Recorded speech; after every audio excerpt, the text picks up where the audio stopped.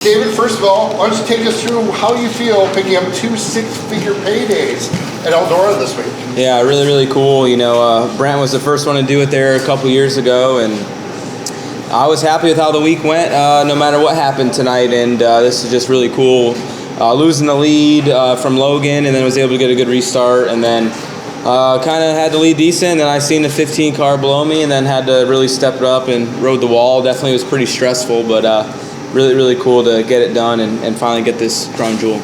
Donny, you had to overcome that engine change and starting from the back of the field, cutting your way through. What did you find on the racetrack, or did you find something to help you cut through there so quickly? I just did this virtually the same thing the last couple of nights.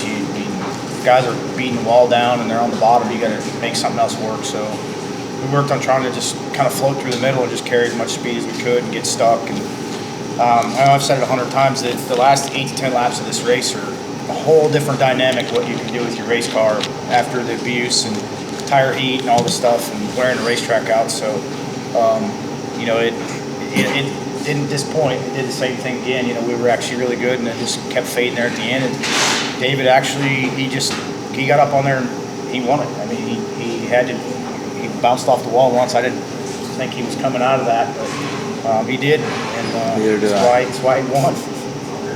Justin, you made quite a late run to get into the top 3. Did you find something after the open red that helped you do that? Yeah, I mean, we changed quite a bit under that open red. Like, I had great forward drive early, just didn't really have the side bike that I needed to race with guys. I mean, I was fine when I was by myself, but got the right rear stuck a little bit and just tried to go where they're not. And I tried to follow Donny when he passed me, and that didn't work at all. So I tried the bottom, and that didn't work either. And so the last resort was trying to bounce off the fence and I pretty much knocked the whole right side of the race car off the last couple laps. But it ended up working, and we finished the race and wound up on the podium. All right, let's open to the questions on the floor. Does anyone have questions? Jeremy.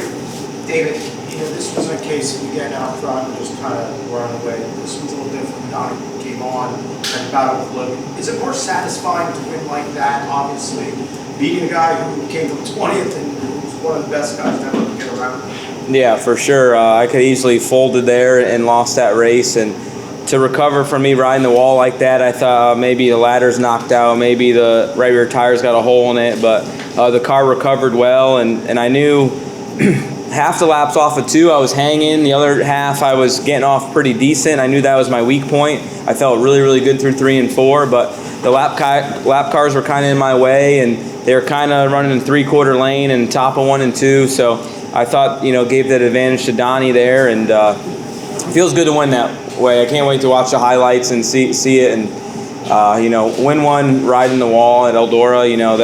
That's what you dream about. It's something I don't like to do. I like to do what Donny was doing tonight, but my car didn't like it down there, so I had to bang the boards.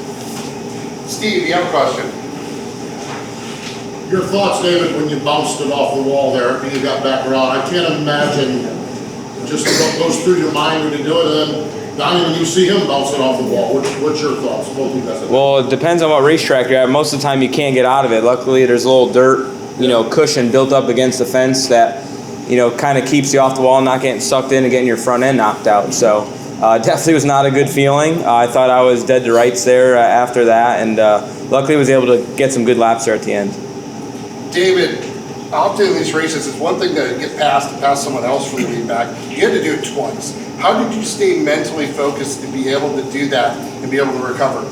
Yeah, honestly, I thought I was running a pretty controlled pace on the top, and felt like I kept the tires underneath me really well off the turn 4. But when I saw Donny's nose, he made me step it up a little bit more out of my comfort zone or where I could be in control. And that's when I rode the wall and made that big mistake. So it's either you make it happen and win, or you crash. So luckily we won. Have any other questions on the floor from anyone? You kind of called your shot after the heat race, like this is our night, right?